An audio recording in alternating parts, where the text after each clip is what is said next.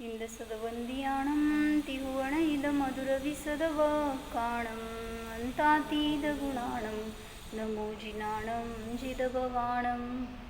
कुंदकुंदाचार्य भगवान की जय।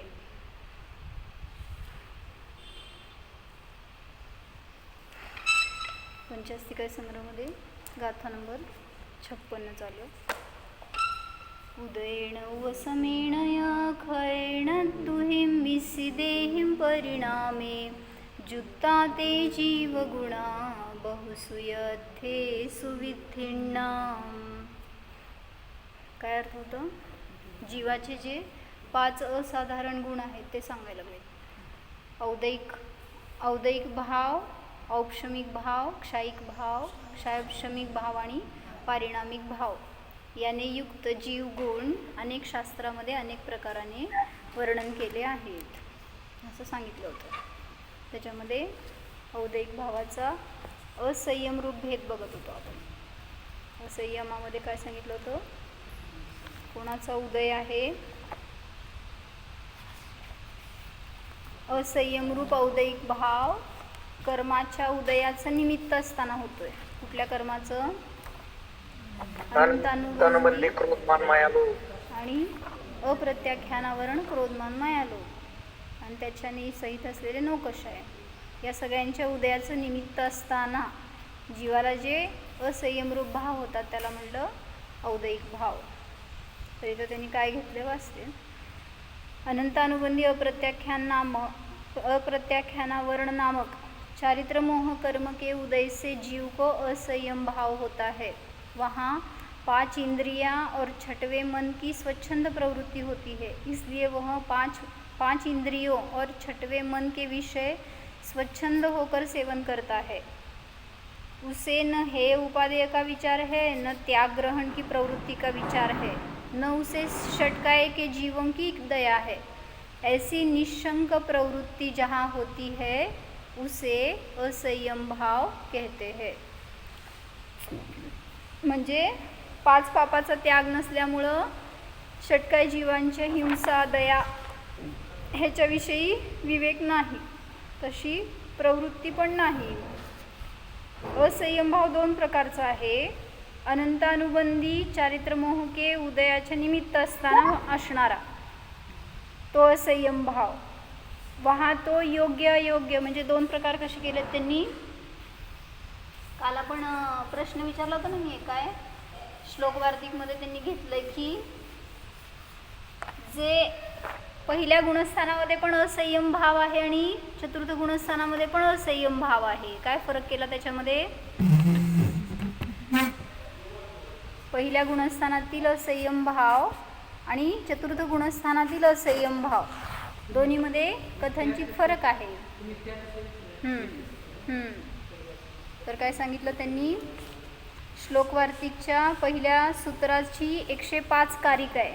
त्याचा आधार महाराजींनी पण दाखवला आहे की जरी असम्यक दृष्टी जीव असंयमी आहे, अव्रती आहे, एक पण व्रत नाही आहे त्याला, तरीसुद्धा पहिल्या गुणस्थानवरती सारखं त्याचं चारित्र कुचारित्र नाही. काय म्हणले? कुचारित्र. हां तर सांगितलं त्यांनी. ते कशावरून सिद्ध केलं तर टीकेमध्ये त्यांनी एक शब्द घेतलाय. त्याचा अर्थ काय होता की दोन्ही चारित्र काय म्हणायचं, असंयम किंवा अचारित्र जे आहे तर दोन्ही अभिन्नम एव इति साधयितुम न शक्य असं गाथेच्या त्या कारिकेच्या टीकेमध्ये त्यांनी खुलासा केला आहे की पहिल्या गुणस्थानवरतीचं आणि चतुर्थ गुणस्थानवरतीचं चारित्र अभिन्न सिद्ध करू शकत नाही. दोन्ही पण असंयमच आहे, मग का अभिन्न नाही? तर त्यासाठी सांगितलं काय, चतुर्थ गुणस्थानामध्ये असलेले अचारित्र स्वरूपाचरण आहे. काय म्हणले? स्वरूपाचरण चारित्र आहे. ते मात्र चारित्र मोहनीय कषायाच्या उदयाच्या निमित्तात आहे. पण पहिल्या गुणस्थानवरतीचं अचारित्र मिथ्या चारित्र आहे, जे की दर्शनमोह आणि चारित्रमोह दोन्हींच्या उदयाचं निमित्त असताना असतं. काय कळलं?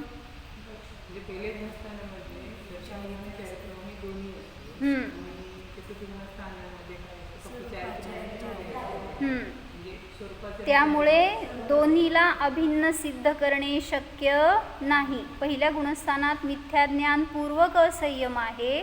चतुर्थ गुणस्थानात मिथ्यादर्शन व मिथ्याज्ञान हे कारण नाहीत. म्हणजे मिथ्यादर्शन आणि मिथ्याज्ञानाने सहित असलेलं ते अचारित्र पहिल्या गुणस्थानामध्ये कोणाच्या उदयाचं निमित्त आहे? अनंतानुबंधी कषायाच्या उदयाच्या निमित्तात. आणि चतुर्थ गुणस्थानामध्ये असलेलं अचारित्र फक्त अप्रत्याख्यानावरण कषायाच्या उदयाच्या निमित्तात आहे. तिथं मिथ्यात्वाचा उदय नाही. समजलं का? सांगा कोणाला काय समजलं नाही. नका की बोला. काय विचारलं? अय्यो, जे असंयम आहे ना पहिल्या गुणस्थानातलं आणि चतुर्थ गुणस्थानातलं, ह्याच्यामध्ये काय चारित्र समान म्हणजे अभिन्न नाही. कारण पहिल्या गुणस्थानातलं चारित्र ते दर्शन मोहनी आणि चारित्र मोहनी दोन्हीच्या सद्भावामध्ये आहे. म्हणजे मिथ्यात रूप आहे. आणि चतुर्थ गुणस्थानवरतीचं दर्शन मोहन आहे, चारित्र मोहनी स्वरूपाचरण चारित्र्य आहे. म्हणून ते फक्त तिथं अप्रत्याख्यानावरण कषायाच्या उदयाचं निमित्तात आहे ते चारित्र. चौकडी नाही. बरोबर. मग त्यांनी त्यामुळं असंयमाचे दोन भेद केले. असंयम रूप जे औदयिक भाव आहेत त्याचे दोन भेद केले. काय? अप्रत्याख्यानावरण पहिल्यांदा अनंतानुबंधी कषायाच्या उदयाचं निमित्त असताना. दिसतंय का बोर्डवरचं? अनंतानुबंधी कषायाच्या उदयाचं निमित्त असताना जीवाला जे औदयिक भाव होतात ते असंयम रूप औदयिक भाव. आणि दुसरं काय घेतलं? अप्रत्याख्यानावरणजनित कषायाच्या उदयाचं निमित्त असताना. मग दोन्ही असंयम भावामध्ये काय फरक करायचा? तर त्यासाठी त्यांनी काय घेतलंय? म्हणजे आता सामान्यावर बघून घ्या ना. जो सम्यक दृष्टी जीव आहे त्याच्या असंयम रूप परिणतीमध्ये काय फरक दिसून येतो, आणि जो प्रथम गुणस्थानवरती जीव आहे त्याच्या असंयमामध्ये काय फरक दिसून येतो? तर पहिल्यांदा जो पहिल्या गुणस्थानवरती आहे त्याला सांगितलं योग्य अयोग्य हेय उपादेय. लिखो, सब लिखा. या विवेकाने रहित विषयरूप कार्यांमध्ये आणि कषायरूप कार्यांमध्ये प्रवृत्ती असते.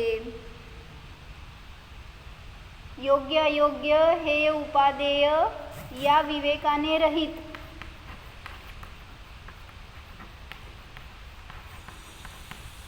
विषय आणि कषायामध्ये प्रवृत्ती असते.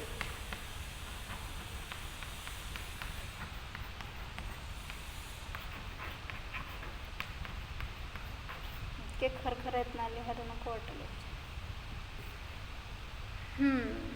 आणि सांगितलं स्वच्छंदी असतो.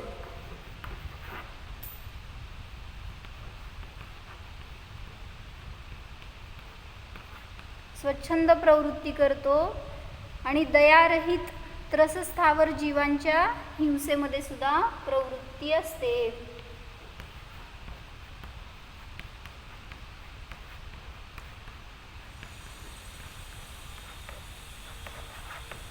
दिसतंय का बोर्डवरचं? दयारहित त्रसस्थावर जीवांच्या हिंसेमध्ये प्रवृत्ती असते.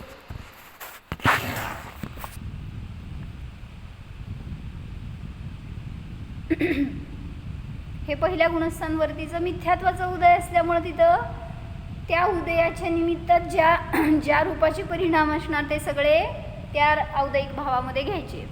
आता दुसरा जीव आहे तो संयम रूप अप्रत्याख्यानावरण चारित्र मोहनीय कर्माच्या उदयाचं निमित्त असताना त्याला कशा प्रकारचे भाव होतात ते इथं घेतलं.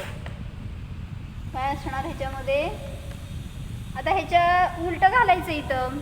त्याला ॲटलिस्ट एवढं तर करत आहे की कुठला विषय उपादेय कुठला हे आहे असं.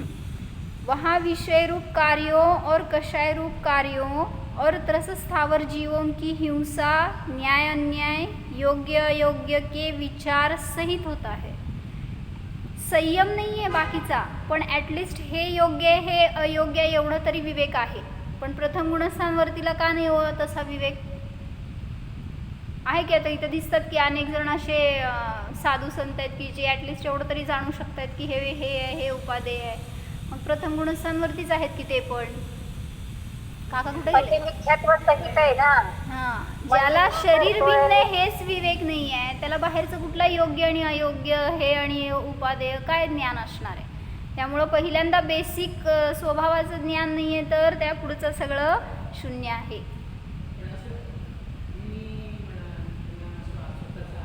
अज्ञान म्हणता येईल मग म्हणून प्रशमादी हे चिन्ह नाहीच आहे ना सम्यक्त्वाचं, हेच तर सांगितलंय. मग इथं हे सगळं लावायचं तसंच, म्हणजे योग्य अयोग्य आदींचा विचार आहे किंवा हे उपादेय ह्याच्या विवेक सहित असतो. विवेक सहित विषय आणि कषायामध्ये प्रवृत्ती करतो. समजून घ्या लिहिण्यात. न्याय अन्याय ह्याच्याविषयी सुद्धा त्याला विवेक असतो. हे उपादेय न्याय अन्याय याच्याविषयी त्या विषय रूप आणि कषाय रूपाने प्रवृत्ती करताना दिसून येतो. वह त्याग ग्रहण की प्रतिज्ञा तो नहीं ले सकता. पहिल्या गुणस्थानवरती आहे तो त्याग तर करत नाही आहे काही, पण हे उपादेयाचा विचार असतो की हे ग्रहण करणे योग्य आहे आणि हे सोडणे योग्य आहे. भले त्या हे याचा त्याग नाही आहे, पण परिणामातून सुटलंय ना की हे मायेसाठी योग्य नाही, तर त्यामुळं तेवढ्या विवेकाने तो सहित असतो. इसलिए अपने पद के योग्य न्याय कार्यों में प्रवर्तता है, किंतु पद के अयोग्य अन्याय के कार्यों में नहीं प्रवर्तता. त्याच्या रूपाने घ्यायचं इथं जे सांगितलेलं आहे, अन्याय रूपाने प्रवर्तन नसतं. ऐसा असंयम भाव तो अप्रत्याख्यान के ऊपर के स्थानों में होता है. अप्रत्याख्यान के मंद उदय में किंचित त्याग ग्रहण रूप प्रतिज्ञा, व्यसनादि का त्याग, अभक्ष उदंबरादि के त्याग रूप प्रतिज्ञा भी होती है, परंतु पंच पापों का एक देश किंवा सर्व देश त्याग नसतो. 5 पाप यांचा एक देश किंवा सर्व देश त्याग नसतो.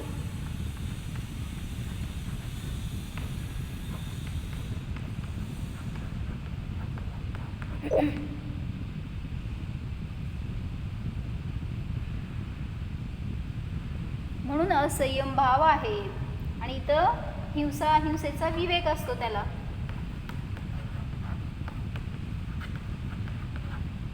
म्हणजे दयारूप परिणती तरी आहे, जरी सगळ्या हिंसेचा त्याग नाही आहे तरी सुद्धा दयारूप प्रवर्तन आहे, त्यामुळं तेवढी जीव रक्षा करतो तो. हिंसेचा सर्वथा त्याग नाही आहे, म्हणजे एक देश त्याग नाही किंवा सर्वथा त्याग नाही आहे, पण हिंसारूप प्रवर्तन सुद्धा नाही. तर असं त्यांनी 2 प्रकार म्हणून घेऊन सांगितले.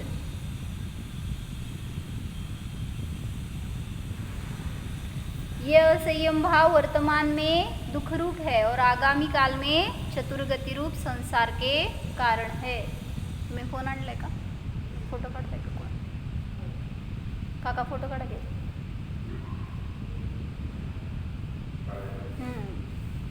जो अनंतानुबंधी चारित्र मोह के उदयजन्य असंयम भाव है, वह तो मिथ्या भाव और सासादन 2 गुणस्थानों में पाया जाता है. काय म्हणले? काय असतं? पहिल्या आणि दुसऱ्या गुणस्थानामध्ये खालचं पर्यंत येऊ दे काका, तुम्हाला दिसणार नाही, खाली लिहिलेलं पर्यंत येऊ दे. काय म्हणले? अनंतानुबंधी जनित असणारे जे औदैहिक भाव आहेत ते पहिल्या आणि दुसऱ्या गुणस्थानामध्ये आहेत का? कारण दुसऱ्या गुणस्थानात पण अनंतानुबंधीचा उदय आहे. मिथ्यात्वाचा उदय नसला तरी सुद्धा दुसऱ्या गुणस्थानामध्ये अनंतानुबंधीचा उदय आहे. त्यामुळं सांगितलं त्या रूपाचे औदयिक भाव पहिल्या दुसऱ्या गुणस्थानात आढळतात. दूसरा असंयम भाव जो अप्रत्याख्यानावरण मोह कर्म के उदयजन्य है वह मिश्र और असंयत इन दो गुणस्थानों में पाया जाता है. ॲक्च्युली मिश्रमध्ये नसतो पण त्यांनी इथं दाखवलं आहे, कारण मिश्रमध्ये अनंतानुबंधी तर नाहीच आहे की. अनंतानुबंधी फक्त पहिल्या आणि दुसऱ्या गुणस्थानातच आहे.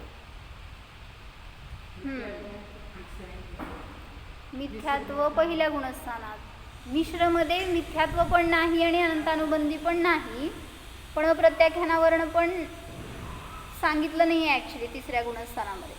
अप्रत्याख्यानावरण मोह कर्म के उदयजन्य मिश्र गुणस्थान नाही होता असं गोमटसारमध्ये कथन आलेलं आहे. तर असंयत सम्यक दृष्टीमध्ये अप्रत्याख्यानावरणजनित मोहकर्माच्या उदयाचं निमित्त असतं. इसलिए सामान्य असंयम भाव आरंभ के 4 गुणस्थानों में पाया जाता है. पहिल्या 4 गुणस्थानांमध्ये अशा प्रकारचा औदयिक भाव दिसून येतो.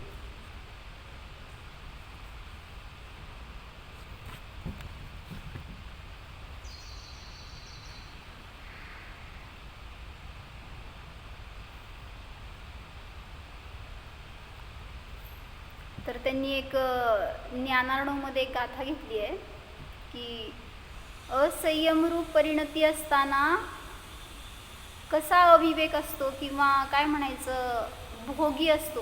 कुठे गेले काका? तर असंयम म्हणजे कशा रीतीने तो जीव, वही पेन पाहिजे आम्हाला हातामध्ये, इकडे या समोर. तर त्यांनी काय सांगितली एक गाथा छान आहे, मला सांगायचे 3 पॉईंट्स. काय की जो असंयमी जीव असतो त्याला विषय भोगाची इतकी प्रवृत्ती असते, त्याच्यासाठी तो काय काय करतो काय नाही करत. तर काय सांगितलं, वन्नीम विशती शीतार्थम. वन्नी म्हणजे अग्नी. वन्नीम विशती शीतार्थम, शीत मिळवण्यासाठी अग्नीमध्ये प्रवेश करतो.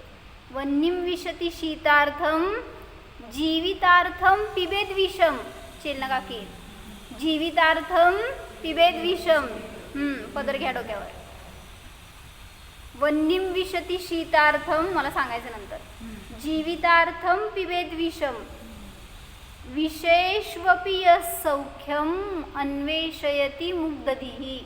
विषयामध्ये जो सुखाची शोध घेतो, इच्छा करतो, अन्वेषण करतो, तो मुग्ध बुद्धी आहे. म्हणजे काय म्हणायचं, अज्ञानी आहे, मूर्ख आहे, असंयमी आहे, तो मी आहे. मी नाही. कोण आहे तो? तुम्ही आहात असं म्हणायचं. आचार्य आपल्याला सांगतात, आपण तुम्हाला सांगायचं. मी तुम्हाला, तुम्ही दुसऱ्याला. मी आहे असं बघितलं तर आपल्यामध्ये सुधारणा होणार. काय 3 गोष्टी, 3 नाही 2 गोष्टी आहेत. ते कोणाच्यासाठी सांगितल्या त्याच्यासाठी दुसरी ओळ आहे. हां, ही म्हणा की आचार्यांच्या भाषेत सोपी एकदम. वन्नीम विशती शीतार्थम म्हणा. संस्कृत झाले ना. विशती म्हणजे प्रवेश करणे. वन्नीम विशती शीतार्थम जीवितार्थम पिबेद विषम. जीवन मिळवण्यासाठी म्हणून विष पितो. जीवितार्थम पिबेद विषम म्हणा.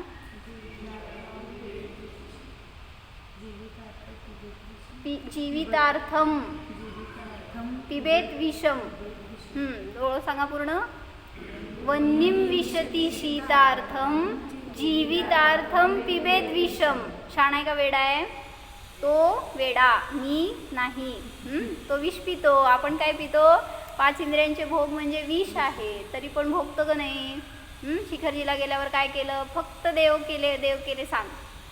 तर विष पिलं नाही, फक्त देववंदनाच केली, दुसरं काय केलं नाही. बरोबर का नाही?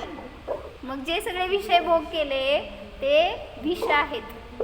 मग म्हणून म्हणलं काय, वन्नीम विशती शीतार्थम जीवितार्थम पिबेद विषम. पिबेत विषम. हां, विषयेष्वपि सौख्यम.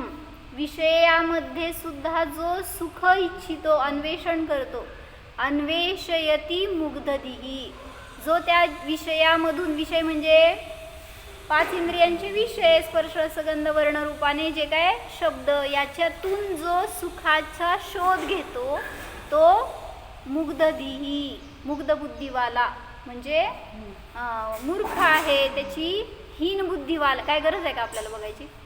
चालू आहे त्यांचं काम, ते बरोबर शास्त्राच्या वेळी काम करतात. असं काय तर शास्त्राला बसणार नाही, असली कामं शास्त्राच्या वेळीच करणार. तर सांगा काय सांगितलं, जाऊ दे. वन्यम विशति शीतार्थम जीवितार्थम पिबेद विषम विशेष्वपि यः सौख्यम. यह म्हणजे जो विषयामध्ये सुद्धा, विशेष्वपि ते जर तुम्ही संस्कृत लिहित असला तर ती डायरी म्हणजे शास्त्र आहे. आता लिहिलेलं असलं तर त्याला शास्त्रासारखं ठेवा. विशेष्वपि यः सौख्यम अन्वेषयती मुग्धधीः, जो विषयामध्ये सुद्धा सुखाचं अन्वेषण करतो तो मुग्ध बुद्धी आहे. जसं की कोणी शीत म्हणजे थंड, दाह व्हायला म्हणून अग्नीत प्रवेश करेल, किंवा दुसरं काय, जिवंत राहण्यासाठी कोणी विष पिईल, तर हे जसं चुकीचं आहे, तसं तुम्ही जर विषयाचं सेवन करून सुखी होण्याचा प्रयत्न केला तर ते सुद्धा चुकीचं आहे. म्हणून आपल्याला सांगतायत आचार्य, तुम्ही असंयमी प्रवृत्ती करू नका, विषयामध्ये रमू नका. जेवढं विषयाचं अवलंबन घेणार तेवढं असंयमाची संस्कार दृढ होत जाणार.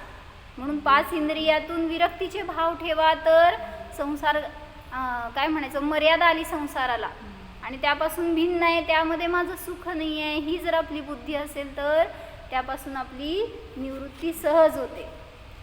तर जो त्या विषयामध्ये चांगलं बुडवलं काका सगळं, मी काय सांगितलं विचार आता, बरोबर महत्त्वाचं प्रकरण बुडवलं तुम्ही. काय सांगे, वन्यम जीवितार्थम विशेष्वपि म्हणा यः सौख्यम अन्वेषयती मुग्धधीः. म्हणजे काय सांगावं,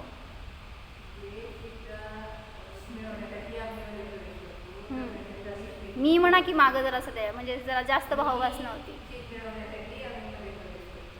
मी जगण्यासाठी विष पितो,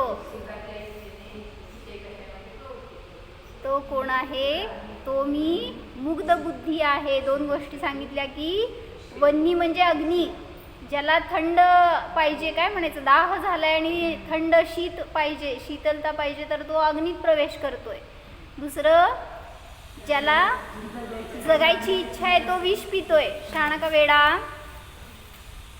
मग असा तो मुग्ध बुद्धी म्हणजे वेडा मनुष्य, विषयामध्ये सुख इच्छितो, त्याच्यासाठी विषयाचं सेवन करतो. म्हणून मी आहे का त्याचं, ते लक्षण माझ्यात जातं का, ह्याचं आपण परीक्षण करा आणि त्याचं ज्ञानपूर्वक त्याग करा. तर तिथं, किंवा स्वतःला ग्रहण करा, त्या गोष्टी सुटणार आहेत, त्याच्यामध्ये आनंद नाही आहे, हे जेव्हा निर्णय होणार आहे त्यावेळेस सहजतेने त्या गोष्टींचा त्याग होत जाणार आहे. तर तसं काय सांगितलं की एकदा, म्हणजे या असंयमरूप परिणामांनी 7 व्यसनामध्ये पण प्रवृत्ती होते. 5 पाप 7 व्यसन सगळे काय सहज असतात त्यासाठी. कुठं संयम नाही, व्रत नाही म्हटल्यावर शिथिल आणि काय म्हणायचं स्वच्छंदी प्रवृत्ती असते. तर तसंच एक मनुष्य होता, फॉरेनमध्ये घडलेली ती घटना दाखवली होती व्हिडिओमध्ये, की त्याला ड्रग्ज घ्यायची सवय होती आणि तो ते ड्रग्ज घेऊन कुठं गेला होता माहीत नाही, झू होतं का काय, पार्क होतं असं, ॲनिमल पार्क असं, आणि तिथं इतकं त्याला ती नशा चढली होती, त्यामुळं जाऊन जिथं पडला होता ना, ते सिंहाचा आखाडा होता, वाघ का सिंह काय तर होते, आणि त्यांच्यामध्ये जाऊन पडला होता बरोबर, पण नशेतच होता पूर्ण तो. आणि काय ते माणसाचं वास आलं की 2 सिंह जवळ आले. आता एकदम अटॅक करत नसतो सिंह, काय म्हणायचं, एकदम त्याची प्रवृत्ती वेगळी असते बघा, जरा असं कसं त्याचा अटॅक करायची स्टाईल वेगळी असते. तर भक्ष तर दिसलंय समोर, आता एक जण आला आणि दबून बसला होता जवळ, अजून हा काय करतोय, तो फक्त निश्चित असं बसला होता, त्याचं काय धुंदीत असल्यामुळे त्याला काय माहीतच नव्हतं आपण कुठं आहे काय करतोय. आणि जरासं डोळे उघडल्यावर समोर सिंह दिसला, पण अंगात शक्तीच नव्हती अशी की पळावं, त्याला प्रतिकार करावं, न तसं काय डोकं पण चालत होतं. त्याच्या हातात कोट होता एक. तो कोटने असं आपण जसं डास ढकलतो ना तसं त्याला ढकलत होता. कोणाला? सिंहाला. आणि ते जवळ येतंय आणि हेनी ढकलतंय आणि असं चाललं होतं त्याचं खेळ. आणि दुसरं आलं की सिंह दुसरं पण आलं आणि ते गोल गोल फेऱ्या मारते, जरासं पकडायचा प्रयत्न करते पण पकडता आलं नाही त्याला. आणि हे सगळं खेळ लई वेळ चालला. आणि मग तोपर्यंत ते काय म्हणते तिथं असणारे जे असतात ना चौकीदार वगैरे तिथले तर ते आले, त्यांनी बघितलं आणि आता त्याला असंच काढणं शक्य नव्हतं कारण ते कोणाला पण अटॅक करेल. त्यामुळं त्यांचं पहिल्यांदा त्या सिंहांचं लक्ष दुसरीकडे घालवावं लागणार होतं. तो तेवढा वेळ लागणार होता आणि त्यासाठी सगळं मॅनेज करायला त्याचं काय फोकस मारायला असं काय काय त्यांनी प्रयत्न केले की त्यांचं लक्ष डायवर्ट करायला त्या दोन सिंहांचं. आणि त्यासाठी त्यांनी दुरून असं फोकस टाकला, दुसरीकडनं त्यांना काहीतरी आवाज केला, दुसरीकडे काहीतरी भक्ष दाखवलं, असं करून त्यांना थोडंसं परावृत्त करायचा प्रयत्न केला. पण हा पडला तिथंच ड्रग्ज घेतलेला. नशा होती, तिला काय शक्ती नव्हती अंगात, त्यामुळं बसतोय, पडतोय, झोपतोय, काय पण चाललंय त्याचं. आता ह्यांनी मदत करायची कशी? तो पळाला असता, एका कडेला आला असता वगैरे तर ॲटलिस्ट काढता आलं असतं बाहेर. पण त्यांना काहीच करता येईना. ते जोपर्यंत दूर जात नाहीत सिंह तोपर्यंत मग एवढ्या सगळ्या खेळांमध्ये त्यांनी इंजेक्शन वगैरे मॅनेज केले. ते जे बेशुद्धीचे असतात ना ते पण मारल्यावर त्याचा इफेक्ट व्हायला 15-20 मिनटं लागतात. म्हणजे ते जे बेशुद्धीचा तोपर्यंत हे शुद्धीवर राहावा की जिवंत राहावा की. आणि मग जरासं काहीतरी त्यांना वेळ मिळाला आणि त्याच्यामध्ये त्यांचं कार्य सक्सेसफुल झालं. मला कशासाठी सांगायचं होतं म्हणजे असंयमरूप परिणामाने कुठंपर्यंत आपण दुःखाला प्राप्त होतो. मरणाच्या तोंडात जाऊन कसा बाहेर आला, खुश जगला. पण असं आपण पण रोज सगळ्या सिंहांच्या तावडीत जातोय, 5 इंद्रियांच्या आहारी जातोय. म्हणजे वाटतात का ते सिंह आहेत, खातायत आपल्याला, आपली सगळी शक्ती खातायत, आपला वेळ खातायत, आपला उपयोग जातोय, त्याच्यामध्ये आपलं जीवन जातंय. म्हणजे ते बाहेरचे सिंह म्हणजे धोकादायक वाटतायत पण आपल्याला हे विषय म्हणजे हे इंद्रिय आणि त्यांचे भोग म्हणजे घातक वाटत नाही आहेत, डेंजर वाटत नाही आहेत. म्हणून अजून पण आपण त्याच्यामध्ये असं नशिले होऊन काय म्हणायचं हँगओव्हर असतो जेव्हा आपण त्या विषयांना सेवन करतो, धुंदीत असतो, धुंद असतो जेव्हा आपण त्याच्यामध्ये जातो. म्हणून विवेक ठेवा आणि या असंयमरूप परिणामापासून बाहेर पडण्याचा प्रयत्न करा त्याच्यातून तर संयमामध्ये प्रवृत्ती होणार. आणि एक काय सांगायचं होतं की जेव्हा आता चतुर्थ गुणस्थानवरती जीव आहे किंवा प्रथम गुणस्थानवरती जीव असेल, संयम घेणारा कोण असणार आहे? हेच असणार आहे. म्हणजे काय जन्मता कोण संयमी नाही आहे. मग एक तर पहिल्या गुणस्थानात असेल नाही तर चतुर्थ गुणस्थानात असेल. मग उदय तर निरंतर चालू आहेत. मग संयम कधी घेतो? उदयामध्ये असंयमाचे भाव होत आहेत. मग संयमाचे भाव कधी होतात? म्हणजे काय म्हणायचं, उदीरणेमध्ये त्याला संयमाचे भाव होऊ शकत नाहीत. जेव्हा या अप्रत्याख्यान आणि अनंतानुबंधीची उदीरणा असते, म्हणजे उदीरणा म्हणजे काय, खूप जास्त कर्म एकदम उदयाला येत असतात, अशी उदीरणा कधीही चालू असते, कसल्याही वेळी, असं काही नाही त्याच्यामध्ये निमित्त वगैरे. तर त्या उदीरणेच्या निमित्तात तुम्हाला संयमरूप भाव होणार नाहीत. जास्त असंयमरूप प्रवृत्ती दिसून येते उलट. आणि जेव्हा उदय आहे, मंद उदय असणार, त्यावेळेस कदाचित त्याला म्हटलं नाही तर त्यांनी आत्ता काय की व्यसन त्याग आदी रूप परिणाम होतात किंवा उदुंबर आदी फळांची त्यागाची प्रतिज्ञा घेऊ शकतो तो, किंवा 5 पापांचा एक देश किंवा सर्व देश त्यागाचे भाव होऊ शकतात. त्याग नाही आहे पण परिणाम तरी व्हायला ॲटलिस्ट हे उदय आहेतच तिथं तुम्हाला बाधक, पण तरीसुद्धा पुरुषार्थ तो करू शकतो. कधी? या कषायांच्या मंद उदयाचं निमित्त असताना. तीव्र उदयामध्ये कार्य होत नाही. जेव्हा उदीर्ण असते त्यावेळेस तीव्र उदय आहे म्हटलं, पण जेव्हा मंद असतो उदय त्यावेळेस तिथं तो हे कार्य करू शकतो.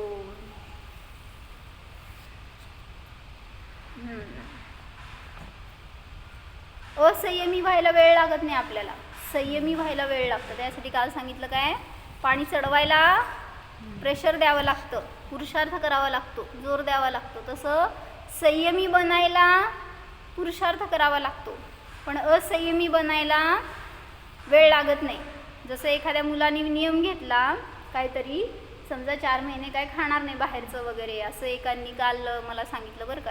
त्या येतात नाही तसं एक जण बाहेरगावचे आहेत ते इथं मागं जेवायला म्हणून येतात होते. का बरं म्हणून विचारलं तर 4 महिन्याचा नियम आहे म्हणून त्यांना मी बाहेर जेवणार नाही. म्हणून त्यांना इथं ते खूप शोधल्यावर हे स्थान मिळालं. त्यांचं पुण्य म्हणायचं. कुठं ते काय माळीनगर का काय तुमच्या इथं, माळीगाव काय, माळीनगरला तिथं ते काम करतात, जॉब करतात असं. आणि ते तिथं शोधले, सगळीकडे मिळालं नाही म्हणल्यावर इथं जेवण करून जातात येऊन सकाळी संध्याकाळी, बाहेर कुठं जेवायचं नाही म्हणल्यावर. आणि परवा एक दिवस काय झालं, ते एक दिवस येतात, एखाद्या दिवशी दुकानात वेळ लागला तर म्हणून येत नाहीत, रात्री भोजन त्याग आहे. आणि मग ते येत नाहीत म्हटल्यावर त्यांनी स्वयंपाक केला नव्हता त्यांच्या नावचा आणि ते येऊन बसले. आणि त्यांना सांगितलं म्हणे त्यांनी की तुमच्या नावचा स्वयंपाक केला नाही आहे. मग काय करणार ते, काय असं मागणार थोडी नाहीत मला करून द्या किंवा इकडं कुठं जायचं कुठं चान्सच नव्हता, बाहेरचं खात नव्हते. म्हणले ते संध्याकाळी म्हणजे इथं सकाळी 11 वाजता जेवून गेलेले, त्याच्यानंतर काय घेतलं का नाही माहीत नाही आपल्याला, पण संध्याकाळी इथं जेवायला मिळालं नाही तर दुसऱ्या दिवशी 11पर्यंत उपाशी होते. मग मला म्हणायचे संयम करू शकतो का नाही आपल्याला. आपण लगेच काय झालं, भूक लागली की कुठं जातो, एक हॉटेल नाही तर दुसरं कुठलं तर धाबा आणि कुठलं तर कॅन्टीन जातोच लगे आपण. पण अशी प्रवृत्ती एक संयमाची अंतरंगातून दृढ असेल ना तर निमित्त मिळतं. आणि मग सगळ्यांना कळलं ते त्यांनी जेवले नाही आहेत असं. ते कोण जिथं ते दुकानात काम करतात ना तिथल्या कोणतरी ओळखीचे होते, त्यांनी सांगितलं की त्यांनी आज जेवले नाही आहेत. त्यांचं फोन इथं, मग इथल्या सगळ्यांनी कोण कोण मॅनेज केलं की असं का झालं, आज झालं असं कधी व्हायला नको. मग सगळ्यांनी बोललं.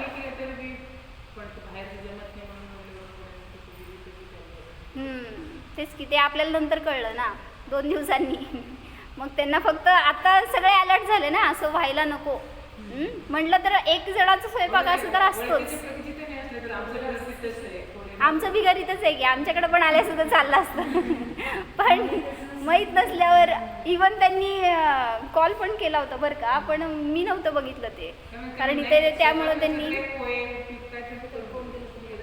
ते कोण नव्हते बहुतेक तिथं त्यावेळेस, त्यामुळं कोण आलेल्यांनी सांगितलं की तर त्यांनी नाही येणार असं धरूनच स्वयंपाक केला असं काहीतरी. पण मला म्हणायचंय की त्यांना असंयमाचे भाव नाही झाले, बाहेर खावं आपण असे भाव नाही झाले, हे महत्त्वाचं आहे. आज असायला पाहिजे त्यांनी, मला खरं माहीत नव्हतं त्यांचं काय हे झालेलं, आत्ता काल कळलं मला हे झालं असं. मग त्यांना सांगितलं असं कधी करू नका, एखाद्या माणसाचं जास्त ठेवा, अचानक कोणी आलं तरी सुद्धा त्यांना मिळावं. पण संयम करणाऱ्यांना भ्रष्टतेचे भाव न होत, भ्रष्ट व्हायला वेळ लागत नाही, हे सांगायचं होतं मला. जसं एक मुलगी होती आणि तिने खूप धर्माच्या जवळ राहिली, धार्मिकांच्या जवळ राहिली, त्यागींची सेवा केली, असं अनेक प्रकाराने सानिध्यात आली होती. आणि मग त्यामुळे तिचे परिणाम खूप चांगले झाले. स्वाध्याय, ध्यान, सारखं काही ना काही नियम घ्यायचे, घरात प्रतिमा ठेवली होती, सगळं त्याचं पूजन सगळं करायची, मुलाला सगळं शिकवायची, सगळं झालं. आणि उदय बदलले, काहीतरी शारीरिक त्रास सुरू झाला, आर्थिक त्रास सुरू झाला, पारिवारिक त्रास सुरू झाला. हळूहळू काय झालं, भ्रष्टतेचे योग कसे येऊ लागले. सगळं त्याग केलं होतं, म्हणजे नियम केलं होतं का नाही माहीत नाही, पण कांदा लसूण खाणार नाही, बाहेरचं काय खाणार नाही, सगळं सोडलं होतं. आणि मग हे असं काहीतरी उदय सुरू झाल्यावर आजारी पडली होती, घरात कोणच नव्हतं. मग हळूहळू काय झालं, बाहेरचं आणून खाणं सुरू झालं. मग ते पुरेना म्हणलं बाहेर जाऊन खाऊ लागले. असं म्हणजे संयमातून च्युत व्हायला वेळ लागत नाही, असंयमी व्हायला संयमामध्ये दृढ राहायला पुरुषार्थ लागतो. म्हणून सांगायचं होतं की असा पुरुषार्थ आपल्याकडून व्हायला पाहिजे, नाहीतर असंयमाचे संस्कार तर अनादीपासून आहेत. संयमाचे संस्कार करायला पाहिजे. काय संयम करतो आपण, रोज एक संयम करायचा शक्य असलेला. आज एका दिवसासाठी अकलूजच्या बाहेर जाणार नाही ना, घ्या नियम. आज एक दिवस काय झालं तरी अकलूजच्या बाहेर जाणार नाही, तेवढं पाप थांबलं आपलं. काल मी तेच घेतलं परवा, कुठे गेली निकिता, आणत जावा त्यांना, उलट संस्कार होत असतात. तिथे बसते त्यांना रुची आहे म्हटल्यावर आणायचं. ठीक आहे चला, 4 मिनटं राहिलेत आपले. काढला नाही ह्याचा फोटो तुम्ही, मार्गणेत लवलेला. असंयमामध्ये कुठल्या मार्गणेत कुठं बसतात जीव, सांगा पटकन. 4 गतीमध्ये काय करायचं, असंयमरूप औदयिक भाव कुठल्या मार्गणीमध्ये कसे बसतात? गतीमध्ये किती गतीमध्ये असंयम भाव असतो? 4 गतीमध्ये. भाभी सोपं आहे, बोला काय काय पटपट, अवघड नाही आहे. 4 गतीमध्ये असंयमरूप औदयिक भाव असतात. गतीनंतर इंद्रिय, किती इंद्रियवाल्या जीवांमध्ये असंयम भाव? पहिले 4 इंद्रिय तर जीव असंयमीच आहेत, कुठला संयम करतात? पंचेंद्रियवाले पण आहेत, त्यामुळं 5 इंद्रियवाले जीवांमध्ये आहे. गती इंद्रिय काय, त्रस काय, स्थावर काय, दोन्हीमध्ये पण आहे. त्रस म्हणजे कोण असतं? नाही, त्रस म्हणजे 2 इंद्रियापासून पंचेंद्रियापर्यंतचे सगळे जीव त्रस, आणि स्थावर म्हणजे 1 इंद्रिय जीव. काय योग, किती योगवाल्या जीवांमध्ये असतं? योगाचे भेद पटा. योग किती प्रकारचे? 4 आणि 7, 15 प्रकारच्या योगामध्ये असंयमरूप भाव किती योगामध्ये?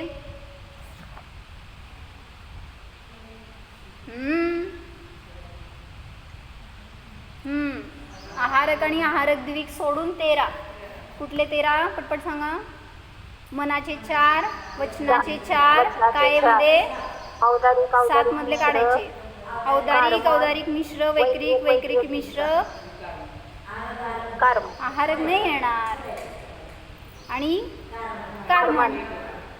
5, 4 आणि 4 म्हणजे 9 आणि 4 13. तर या मनाचे 4 योगामध्ये सुद्धा असंयमरूप औदयिक भाव असतात. म्हणजे 4 म्हणजे कुठले? आणि अनुभव. त्यामुळं पहिल्या गुणस्थानामध्ये हे सगळे 4 मनोयोग आहेत, वचन योग आहेत, त्यामुळं असंयमरूप भाव असू शकतात. योग नंतर वेदामध्ये किती वेदवाल्या जीवांकडे असणार असंयम भाव? पुरुष वेद, स्त्री वेद, नपुंसक वेद, तिन्ही वेदामध्ये असू शकतात, काय बाधा नाही. कषाय, किती कषायवाल्या जीवांकडे असणार औदयिक भाव असंयमरूप?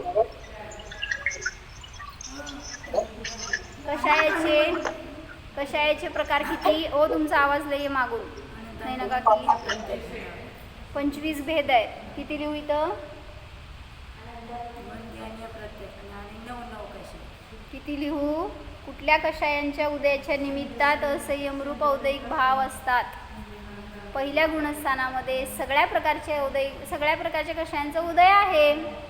जिथं अनंतानुबंधीचा उदय तिथं बाकीच्या सगळ्यांचा उदय आलाच त्याच्यामध्ये. त्यामुळं सगळ्या 25 कषायांच्या उदयामध्ये असंयमरूप भाव असतात. पुढं किंवा जे 21 कुठल्या अपेक्षेने घेतलं सांगा?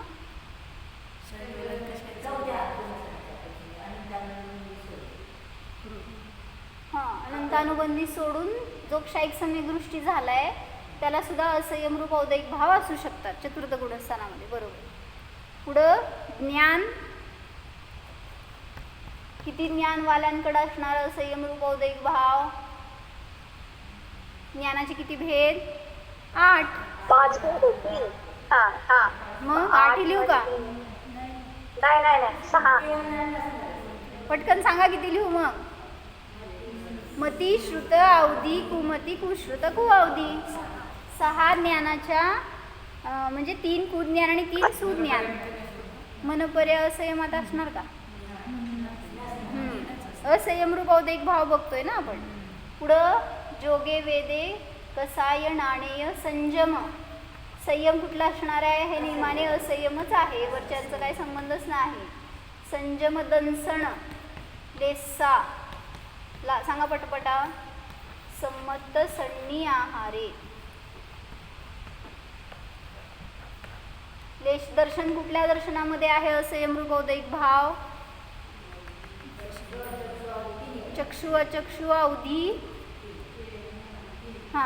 कुअवधी नसतं, त्यामुळं ज्याला अवधी नाही आहे त्याच्या अपेक्षेने 2 आणि ज्याला अवधी ज्ञान आहे त्याच्या अपेक्षेने 3. तिन्ही दर्शनामध्ये असंयमरूप औदयिक भाव असतात. लेशा,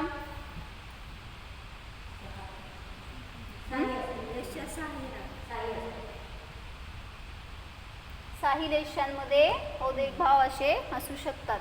भव्य का भव्य हा? भव्य कोणाला म्हणायचं?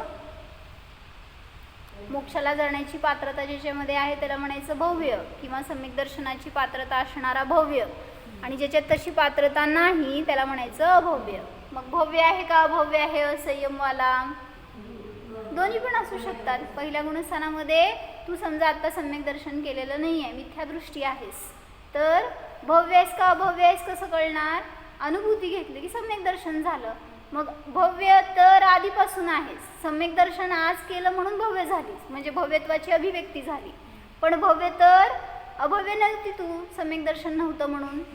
अभव्य कधी पण भव्य होत नसतो आणि भव्य कधीही अभव्य होत नसतो. पण पहिल्या गुणस्थानामध्ये दोन्ही पण जीव आहेत. जसं की निगोदामध्ये अनेक जीव आहेत, त्यांच्यामध्ये भव्य पण आहेत आणि अभव्य पण आहेत. त्यामुळं संयम रूप औदयिक भाव दोघांना पण असणार. सम्यक्त्व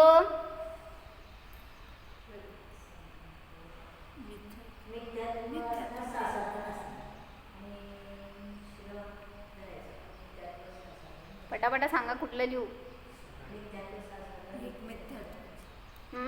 असंयम गुणस्थान नाही का आपलं चौथ्या गुणस्थानात तिन्ही पण सम्यक्त्व आहेत.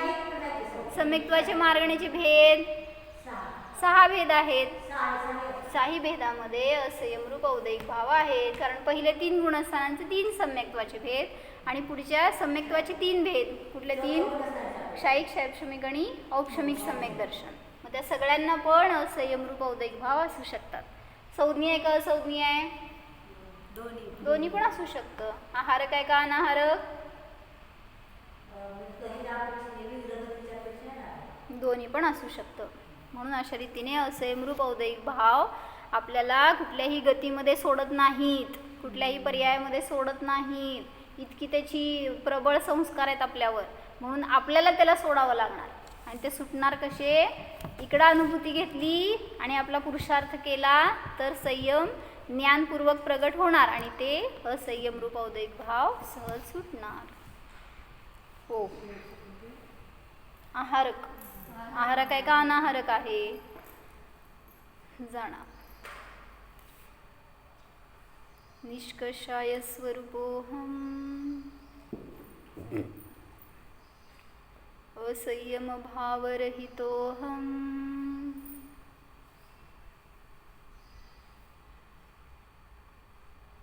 ज्ञाता द्रष्टा स्वरूपोऽहम्. ओम